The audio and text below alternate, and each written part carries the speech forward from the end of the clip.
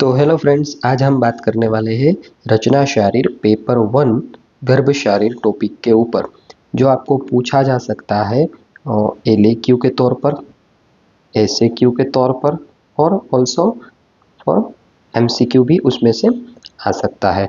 इसका total marks का जो वेटेज है वो आपको 15 मार्क्स का वेटेज रहेगा। तो आइए चलते हैं, शुरुआत करते हैं। अब इसमें सबसे पहला जो सब टॉपिक्स है उसमें आता है डेफिनेशन ऑफ गर्भ। तो गर्भ की डेफिनेशन हमने ऑलरेडी शारीर उपक्रमणीय शारीर पार्ट 1 के वीडियो में देख ली थी। यहाँ पर भी हम क्विक रिवीजन देख लेते हैं, जिसमें हम जानेंगे शुक्र शोणितम गर्भाशयस्थम आत्म प्रकृति विकार सम्मूर्छितम गर्भम इति उच्यते। तो यहाँ पर हम सबको पता है शुक्र मतलब हमारा ये स्पर्म हो गया, ये हमारा ओवम हो गया फीमेल एग, फिर ये गर्भाशय जो लोकेशन हो गया। आत्मा प्रकृति, प्रकृति हमने देखा था अष्टधा प्रकृति, विकार हमने देखा था षोडश विकार। तो ये 8 + 16 मिलके टोटल हो गए हमारे 24। तो जिसको हमने बोला था चतुर्विंशति तत्व। ठीक है, तो ये 24 तत्वों का आत्मा के साथ शुक्र शोणित के साथ गर्भाशय के अंदर सम्मूर्छन नाम की प्रोसेस होती है। इसमें से भी 2 शब्द है, सम प्लस मूर्छन। तो अब ये सम्मूर्छन क्या है आपको डिटेल में जानना है तो आप हमारे पार्ट 1 वीडियो में शारीर उपक्रमणीय शरीर पार्ट 1 वीडियो में जाके देख सकते हैं। उसको हमने गर्भ बोला है, ऐसा सुश्रुत आचार्य जी बताते हैं। ठीक है, अभी चरक आचार्य जी ने भी यही बताया है।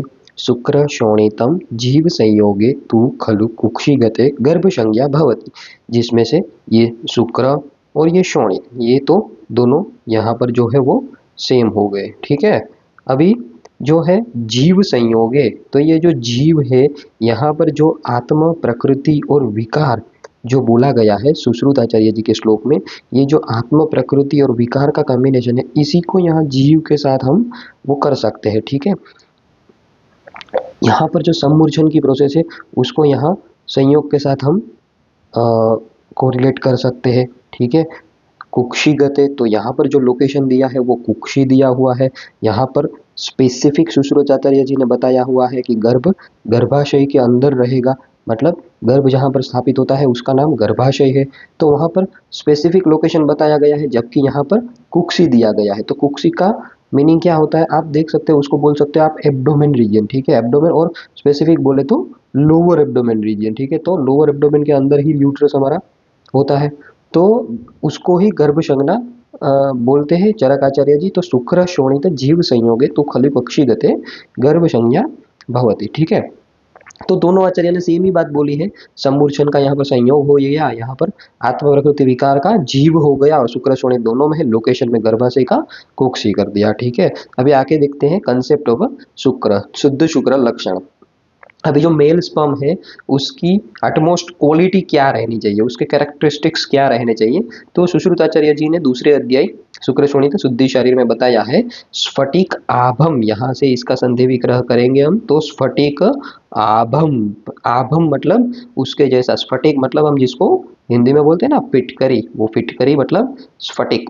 फिटकरी जो हम फिजिकल जो सब वेस्ट सब दूर करने के लिए पानी में डालते हैं हमारे घर सब में, तो वह उसको बोलते हैं फिटकरी। तो मतलब आचार्य जी का कहने का मतलब क्या है कि स्पर्म का कलर ऑफ वाइट जैसा होगा, फिटकरी जैसा ऑफ वाइट होगा। तो स्फटिक आभम उसके जैसा, फिर द्रवम, द्रवम बोले तो ये लिक्विड इन नेचर होगा। देन स्निग्धम मतलब ये हो गया हमारा अंगटस, थोड़ा सा चिपचिपा। ठीक है, तो इसको बोलते हैं अंगटस। फिर ये जो है मधुगंधी, सॉरी मधुरम, मधुरम जो है मधुगंधी बाद में, मधुरम जो है उसको बोलते हैं स्वीट इन टेस्ट। ठीक है, स्वीट इन टेस्ट हो गया। तो अभी इसके लिए भी आचार्य बताते हैं कि ये मधुर है। तो अभी बहुत बार क्या होता है कि फर्स्ट ईयर के बच्चों को थोड़ा सा वो करने के लिए वाइवा में एग्जामिनर पूछते हैं कि ये मधुर है, वो कैसे पता चलेगा, उसको तो टेस्ट करना पड़ेगा। तो बच्चे थोड़ा सा घबरा कर हाँ बोल देते हैं, लेकिन ये चीज़ को चखने की ज़रूरत नहीं होती है, ये अनुमान प्रमाण से युक्ति से हम जान सकते हैं। ठीक है, तो आचार्य जी ने रेफरेंस दिया हुआ है षट पद पिपीलिका अभिशरणम, 6 पैर वाली चीटियां जहां पर सरकती हुई आ जाती है अपने आप, तो चींटियां हमेशा मधुर रस वाले द्रव्यों के आसपास ही मंडराती है, तो उसके ऊपर से अनुमान से हम योजना लगा सकते हैं कि ये मधुर ही होगा, स्वीट ही होगा टेस्ट में, ठीक है। उसके बाद है मधुगंधी, मतलब मधु मतलब हम यहाँ पर इसको बोलते हैं हनी, ठीक है। तो हनी के जैसी जिसकी स्मेल है, ठीक है, हनी के जैसी जिसमें स्मेल है वैसा। फिर शुक्रम इच्छन्ति केचिदु, ठीक है, यहाँ पर जो ये कोमा आएगा शुक्रम इच्छन्ति केचिदु, तो मतलब शुक्रम इच्छन्ति, शुक्रम यहाँ पर जाएगा और इच्छन्ति, ठीक है, शुक्रम इच्छन्ति, तो ऐसा शुक्र हमको एक्सपेक्टेड है, इच्छन्ति ऐसा शुक्र हमको एक्सपेक्टेड है जैसा। तैल क्षोद्र निभम तथा, कैसा चाहिए, तो जिसकी जो जिसका स्ट्रक्चर तैल और क्षोद्र, क्षोद्र में मतलब वापिस ये हो गया हनी, तो यहाँ पर जो ऊपर जो हनी की बात किया है वो है उसके जैसी स्पेसिफिक स्मेल चाहिए, और यहाँ पर जो हनी की बात है उसके जैसा स्ट्रक्चर चाहिए, ठीक है। तो उसके साथ तेल और क्षौद्र उन दोनों के जैसा स्ट्रक्चर, थोड़ा सा गाढ़ा चिपचिपा, ठीक है, तो वैसा जैसा स्ट्रक्चर हमको मिलता है वही शुक्र सबसे अच्छा है क्वालिटी में, ऐसा सुश्रुताचार्य जी का बताने का वो टॉपिक है, ठीक है। उसके बाद हम देखते हैं कंसेप्ट ऑफ आर्तव। अभी जैसे हमने शुक्र मतलब कि स्पर्म देख लिया, वैसे ही कंसेप्ट ऑफ आर्तव, शुद्ध आर्तव क्या क्या लक्षण है, तो उसमें से देखते हैं शशा अश्रुक प्रतिमम, शशा अश्रुक प्रतिमम, ठीक है। शशा मतलब ये हो गया हमारा रैबिट, ठीक है, रैबिट। फिर ये हो गया अश्रुक मतलब ये हो गया हमारा ब्लड, ठीक है, और ये प्रतिमम तो उसके जैसा, प्रतिमा उसके जैसा।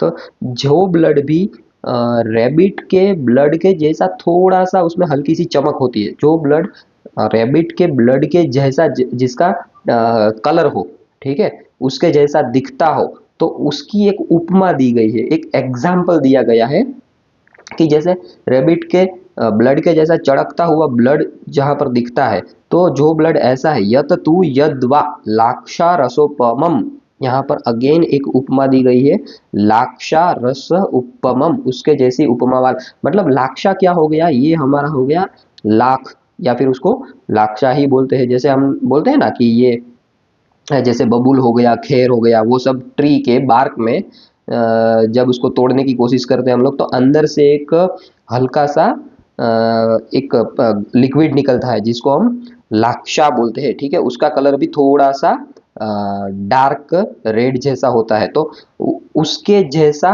कलर जैसा, तो शशा अश्रुक प्रतिमम यत तु यद्वा लक्ष रसोपमम, तो जो रेबिट के ब्लड के जैसा चड़कता है, जो लाख के रस के जैसा, लाक्षा के रस के जैसा है।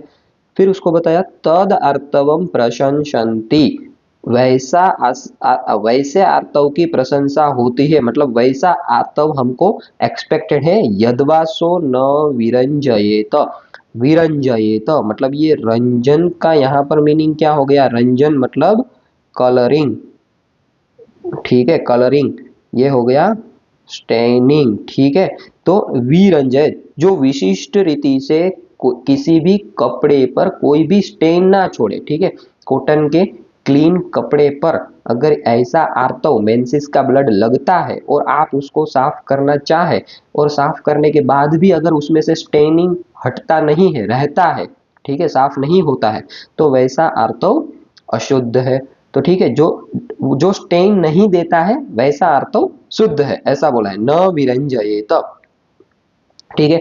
तो ये हमने कंसेप्ट ऑफ आर्तव भी देख लिया। उसके बाद और एक आर्तव के संबंध में श्लोक हमको प्राप्त होता है, मासाद निष्पिच्छ अदाह अरति पंच रात्रा अनुबंधिनी च, वापिस देखते हैं, मासाद निष्पिच्छ अदाह अरति, यहाँ पर चार हमको वर्ड मिलते हैं, ये हो गया हमारा मास, फिर ये हो गया हमारा निष्पिच्छ, फिर ये हो गया हमारा अदाह, ठीक है, फिर ये हो गया हमारा अरति, ठीक है। तो जो एक मास में आता हो वैसा, वो फिर वापस निष्पिच्छ चाहिए, बहुत ही चिपचापाहट वाला नहीं चाहिए, पिछिल नहीं होना चाहिए। फिर जो जब वो आर्तव आता है, मेंसेस आता है फीमेल में, तो उसमें बिल्कुल भी दाह नहीं होनी चाहिए, अरति बिल्कुल भी पेन नहीं होना चाहिए। फिर पंच रात्र अनुबंधिनी मतलब कंटिन्यूअस जो 5 डेज तक आता है, वैसा ऐसा नहीं है कि 1 महीने में 5 दिन है तो कभी भी चलेगा, पहले 2 दिन आया, फिर 1 वीक के बाद वापिस 1 दिन आया, फिर वापिस 8-10 दिन के बाद वापिस 2 दिन आया तो भी 5 दिन पूरे हो गए, ऐसा नहीं है। अनुबंधिनी पंचरात्र, ठीक है, तो एक साथ कंटिन्यूअस 5 रात तक आना चाहिए, ठीक है। तो 5 रात तक आने वाला, सॉरी यहाँ पर डेज नहीं लिख सकते हम, 5 नाइट्स, ठीक है, 5 रात तक आने वाला, हर मास में 5 नाइट तक आने वाला निष्पिच्छ, अदाहो और अति जब नहीं होती है, और 5 रात तक आने वाला, ठीक है। फिर अभी उसकी क्वांटिटी बताएंगे आचार्य।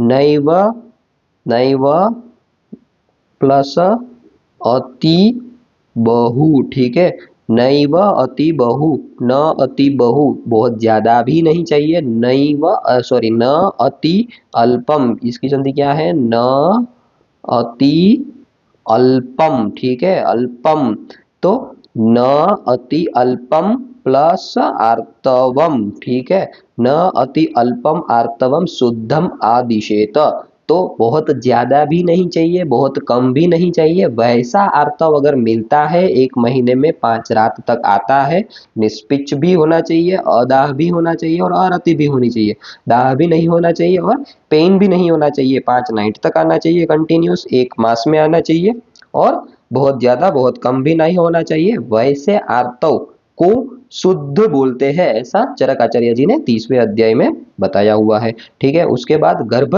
सामग्री हम देखते हैं, ये कौन सा टॉपिक है, गर्भ सामग्री। गर्भ सामग्री किसको बोलते हैं फ्रेंड्स, तो गर्भ सामग्री मतलब ये टॉपिक ऐसे हो गया कि जो सामग्री के बगैर गर्भ उत्पन्न ही नहीं होता, ठीक है। ध्रुवम चतुर्णाम सानिध्याद गर्भः स्याद विधि पूर्वकम, ठीक है, गर्भ 4 द्रव्यों के विधि पूर्वक सानिध्य से उत्पन्न होता है। यहाँ पर हो गर्भ, गर्भ 4 चतुर्णाम, गर्भ 4 द्रव्यों के विधि पूर्वक सानिध्य से उत्पन्न होता है। वो 4 चीज क्या है, ऋतु है, क्षेत्र है, अंबु है और बीज है। सामग्रयाद अंकुरो यथा, अंकुरो यथा का क्या मतलब है, जैसे बाहर की दुनिया में गेहूं वगैरह को या किसी भी क्रॉप को लैंड में से बाहर निकलने के लिए, ठीक है, नए गेहूं का पाक बनने के लिए जो 4 चीज बाहर की दुनिया में चाहिए, वैसे ही, ठीक है, ह्यूमन बॉडी में से दूसरा ह्यूमन बनने के लिए जो भी गर्भ के उत्पन्न की प्रोसेस है, ठीक है, उसमें भी वही 4 चीज चाहिए, ठीक है। जो बाहर की दुनिया में जो ऋतु, क्षेत्र, अंबु, बीज है, मतलब बाहर का, अगर गेहूं जो सीजन में होते हैं, जो ऋतु में होते हैं उसी में होगा, जो जमीन गेहूं को उगाने के लायक है वहीं पर उगेगा, गेहूं को जितना पानी चाहिए उतना देना ही पड़ेगा, गेहूं को उगाने के लिए उसके बीज ही लगेंगे, ठीक है। आप दूसरे बीज जमीन में बोकर ऐसा एक्सपेक्ट नहीं कर सकते कि यहाँ से गेहूं उगेगा, ठीक है। तो वैसे ही पहले तो हमको गर्भ उत्पन्न करना है तो बीज चाहिए होगा, ठीक है, बीज उत्पन्न होने के बाद प्रॉपर ऋतु होनी चाहिए, ठीक है, मतलब फीमेल की जो एज है, ठीक है, वो प्रॉपर होनी चाहिए। फिर ये क्षेत्र मतलब गर्भ जहां पर लगता है वो, यानी कि गर्भाशय, मतलब गर्भाशय की जो वॉल है वो एकदम अच्छी होनी चाहिए, बिना किसी विकृति की होनी चाहिए। और फिर अंबु, गर्भ इम्प्लांट होने के बाद उसको प्रॉपर नरिशमेंट मिलना चाहिए। ये चारों चीज अगर सम्यक रीति से, विधि पूर्वक मतलब सम्यक रीति से अगर प्राप्त होगी गर्भ को, तो नई संतति का निर्माण होगा, ठीक है। तो ऐसा बोला है। तो ठीक है फ्रेंड्स, अभी हम यहाँ तक रखते हैं, और आपने अभी तक इस चैनल को सब्सक्राइब नहीं किया है तो प्लीज सब्सक्राइब कर लीजिएगा। आगे जल्दी ही मिलते हैं हम पार्ट 2 में। Thank you.